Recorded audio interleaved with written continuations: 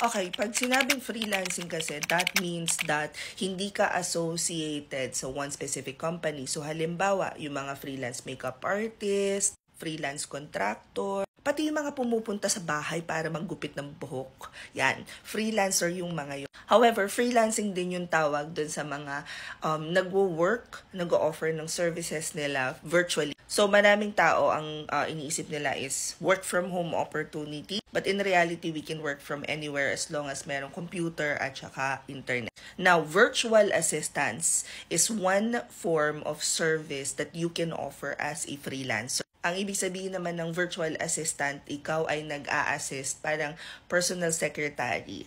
Or isipin mo na lang, secretary ka, pero instead na napasok ka sa opisina at nandyan yung boss mo, virtual mo lang ginagawa yung mga kailangan niya. So dahil nga virtual lang siya, ang kaya mong gawin is anything na can be done via computer. And dahil nga sa technology, napakarami na pong nagagawa ngayon na via computer na lang. Hindi mo na kailangang truly present, ganyan. For example, si Papski, meron siyang posisyon na sales phone consultant. Pero right now, ang ginagawa naman niya is yung Web3. Ako naman, meron ako mga clients for operations management. Pero mas focused ako dun sa marketing side. Meaning, yung ibang operations manager kasi ang ginagawa nila is sa mismong operation. So, yung team stats, team management, workforce management. Ako, sa marketing side ako. Meaning, anything that would streamline the process for marketing, nandun ako. I also do consultations for multiple clients.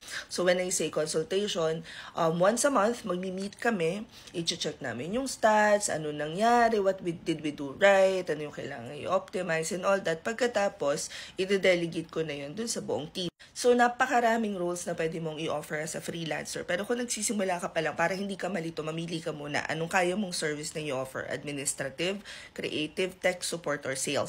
Ngayon, syempre, mas maganda kung mapag-aralan mo yung 5. Yun na nga yung tinatawag na upskilling. And itong work from home opportunities na to, mapapansin mo, marami dyang nag-comment din na